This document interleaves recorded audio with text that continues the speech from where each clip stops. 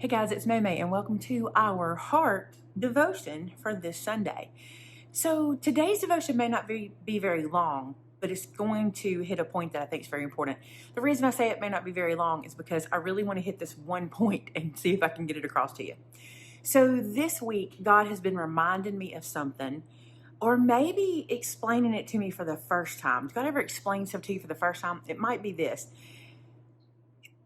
I think I've known it, but now it's becoming so real to me. And it is that God is already there. Like I have always leaned on this, like, oh, he already knows, he's already there, but it's really becoming very real for me right now. Um, there's been so many things going on in and around the world, in and around my family, all this kind of stuff. And as I pray, God just continues to give me comfort in those things. And this week I kept thinking, I keep getting comforted. I keep getting comforted.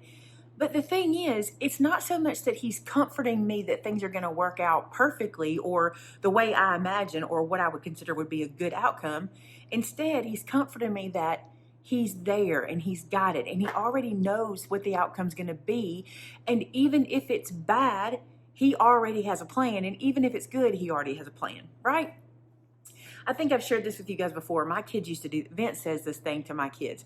When they were little, Jared and Josh, when they were little, they'd be in the back seat of the car and we'd come up on an accident on the road or something, a fender bender, anything, it didn't matter, something that would catch our eye or slow down traffic. And Josh would always say to his dad, Dad, what's happening? Or rather, yeah, what happened? And Vince would, for years, he just kind of said, well, son, it looks like there's an accident or whatever. And it just happened so much that finally one day Vince said, I don't know, son, I just got here too. And there's a lot to be said about that. You know, when you're going through something in your life, be it physical or financial or familial, like something going on in your family, um, we all have just gotten there, but God can see this plan working all the way through. And we started to do this devotion on joy. We're doing it on Sunday nights on our Discord at 4 p.m. Central Standard Time. If you're interested, there's a link to the Discord below. But that sounds like a plug. I'm just telling you that. But we started doing this study on joy. And when you can get comfortable and confident in the fact that God is already at the answer, when you're just getting to the question, that's when joy can exist. And why can it exist? Because we know God has plans for us. And how do we know that? Not just from Jeremiah 29:11, because that's what you always hear. Somebody says, God knows the plans that he has for you, plans to prosper you and not to harm you, which is beautiful scripture, and we should hold on to it. But there's so many places in scripture where we, number one, can see that God had a plan, that God used a situation to teach or to admonish or to grow in some way. Or we see where God just reminds us that he's in control. I want to read some scripture today. I think that this one is a perfect example of how God has got us from beginning to end. So this scripture comes from Psalm 139, and it's 1 through 18. It seems like a lot, but it's all very important. So follow along. I'm also reading from the NIV today. You have searched me, Lord, and you know me. You know when I sit and when I rise. You perceive my thoughts from afar. You discern my going out and my lying down. You are familiar with all my ways. Before a word is on my tongue, you, Lord, know it completely. You hem me in behind and before. You lay your hand upon me. Such knowledge is too wonderful for me, too lofty for me to attain. Where can I go from your spirit? Where can I flee from your presence? If I go to the heavens, you are there. If I make my bed in the depths, you are there. If I rise on the wings of the dawn, if I settle on the far side of the sea, even there, your hand will guide me. Your right hand will hold me fast. If I say, surely the darkness will hide me and the light become night around me, even the darkness will not be dark to you. The night will shine like day, for darkness is light to you. For you created my inmost being. You knit me together in my mother's womb. I praise you because I'm fearfully and wonderfully made. Your works are wonderful. I know that full well. My frame was not hidden from you. When I was made in the secret place, when I was woven together in the depths of the earth, your eyes saw my unformed body. All the days ordained for me were written in your book before one of them came to be. How precious to me are your thoughts, God. How vast is the sum of them. Were I to count them, they would outnumber the grains of sand. When I awake, I am still with you. These verses are literally our day to day. They start by reminding us that not only does God know everything, He created everything, and He did it for His purpose and in His way, which is wonderful, right?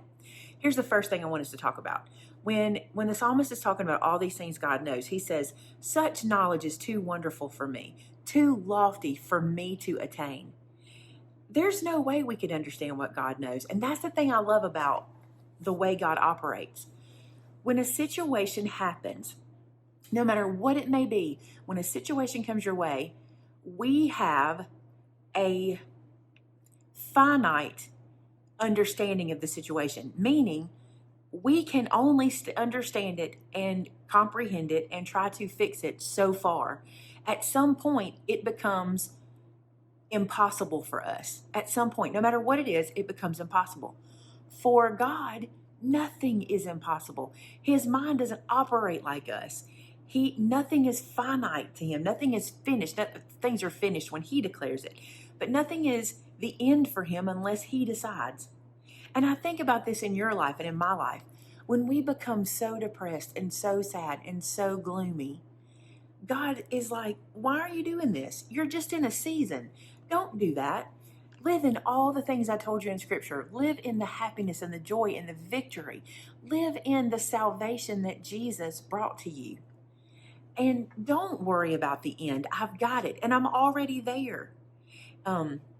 This week, we have, like I said, we have a lot going on in our family. And this week I was having a gloomy day, like a gloomy day. I hadn't had one in a really long time. It was real gloomy. And I was here by myself for a little while. And I seem to get worse when I'm by myself because, you just focus on it. It's what you do. You just can't get your mind off of it. And so I was getting worse. And then Vince got home and we went out on the back porch. I love to go sit on the back porch in the evenings. And we were out there and I wasn't even sitting. I was pacing, just pacing and pacing and pacing and pacing. And I'm like, I'm just so gloomy. I'm just so gloomy. And he was like trying to talk me through it, but in such a good way because I appreciate what he did. He didn't try to say, don't be gloomy. You got no reason to be gloomy. He didn't try to say anything. He just kind of let me work the process out. And when I was through with it, I was through with it. And then I remember like 2 days later, he said to me, it's my day to be gloomy. And I thought, okay, you've taught me how to handle this. I'm going to do it the same way for you. And we both came out of it. But I think we learned so much in those gloomy times of what God is trying to teach us, how He doesn't want us to spend the afternoon pacing on the back porch. He wants me to sit out there and enjoy His creation. He wants me to look around and see all the marvelous blessings that He's given me. But I spent so much time, obviously letting Satan mess with my brain and being gloomy. And He didn't want that. How much time did I waste when I could have been worshiping, right? I don't want to do that. My brain can't attain the things that God can do for me. The other thing I love so much is this one. And I always have to find it because it's way at the bottom where he says, I praise you because I'm fearfully and wonderfully made. Your works are wonderful. And that's a beautiful verse, but this is my favorite line. I know that full well. I love to think about that. How many times have you been pumping yourself up on something? You can do this, you can do this, you can do this. And then you think, as long as God's got it, as long as God's got it. We have to stop saying as long as God's got it. And we have to go to the, I know full well He's got it. I know the answer full well. I love that. That's a Southern thing. I don't know if y'all say that everywhere. I don't know if everybody says that word in other accents or dialects, but we say full well. Full well. We say that all the time. And that speaks to me so much. God knows full well what I need, when I need it, and how I need it. And listen, He knows better than anybody else. He made me. He knit me in my mother's womb. He planned the words that would come out of my mouth before I even knew. How about this one? He planned my days before the first one had ever come to be. I just wanted to bring this to you today to remind you, no matter where you are right now, no matter what answer you have just gotten from what person, okay? I'll be specific. Let's say you've gotten a bad health diagnosis. My mom sings a song, and the line says, when the wisest man has spoken and says your circumstances are as hopeless as can be, and then it says, God wants to hear you sing. He wants to hear us praise him and worship him and acknowledge that we know that no matter what answer we get from man, he has the final say.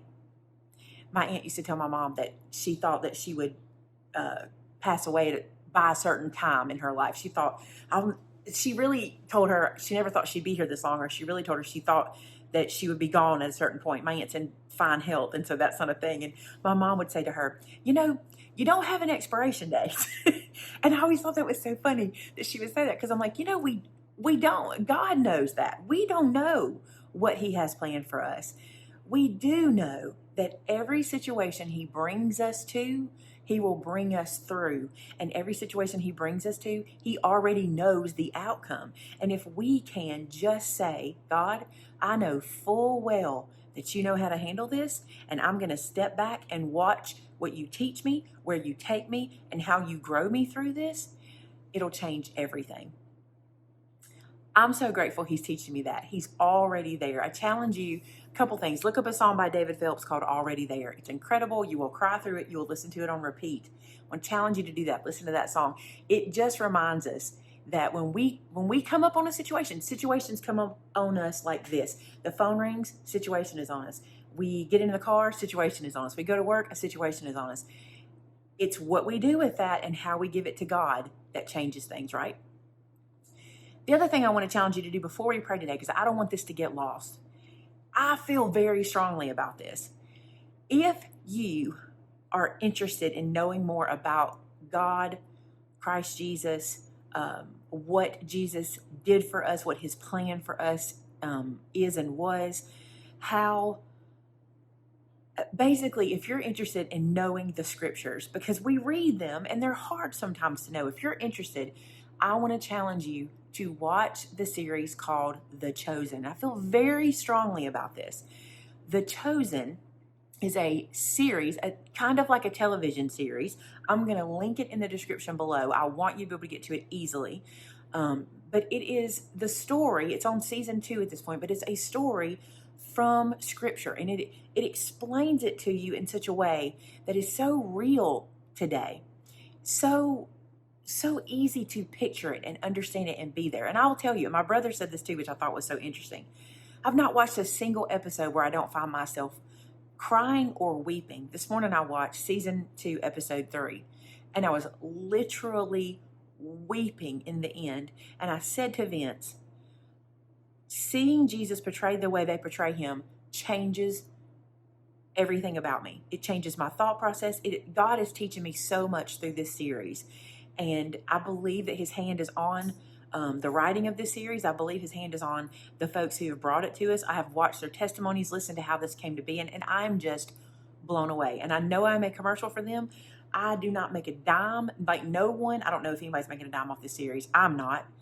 I just want you to go and watch it. You will not regret the time you spend watching those episodes. I may consider doing a watch party after we finish our devotion and do that together for us to see, but we'll talk about that in the future.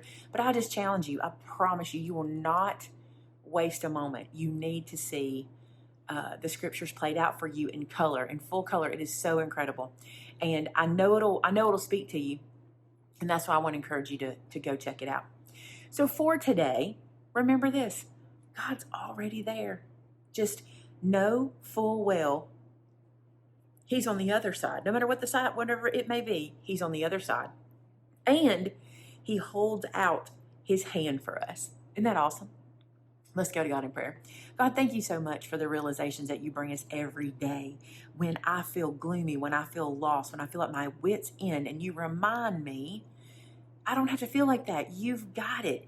It may not be the answer I want, God, but you've got it. And I thank you so much for that. For those that are watching today, God, I pray something that I said is something you wanted them to hear. I pray that you will use it in some way that will help someone or change someone's life for you, and that then they'll become a testimony for you. I pray, God, that if there are those watching today, that they will absolutely use every opportunity they have to talk about you in any opportunity they get, to remind others of who you are. God, you are so wonderful. You want good for us. You love us in ways we can't fathom, and we know that full well, God. Thank you so much for everything you do for us. I pray for everyone today that has a need. I pray, God, today that you will give them a fresh, new view of what that need is and how it can be handled, and you will remind them that you have already got it worked out. God, thank you so much for all you do for us. We could never say thank you enough. We praise you because you are wonderful. You are worthy of our praise, God. Thank you so much. In Jesus' name, amen. All right, guys, that's another week together. I've so enjoyed speaking with you guys. Again, if you want any more information about any of the stuff I talked about today, I will put it in the description, the devotion and all that good stuff for you if you'd like to be a part of it. One question we've gotten, and you might be asking the question, we are doing our Sunday book club is around a book. But if you don't have the book, I encourage you to come anyway, because the testimonies we're hearing from each other and the things we're discussing, even without the book, you totally will get something out of that time together. We had like 38 people in the room last week, and it was just incredible. And I just believe God's really using that time to bond us together and help us to see that we are all learning new things from God every single day. And I'm grateful for those who attended and for those who participated, and I look forward to seeing you guys there too. All right, guys, thanks so much for being here today. And until next time, bye now.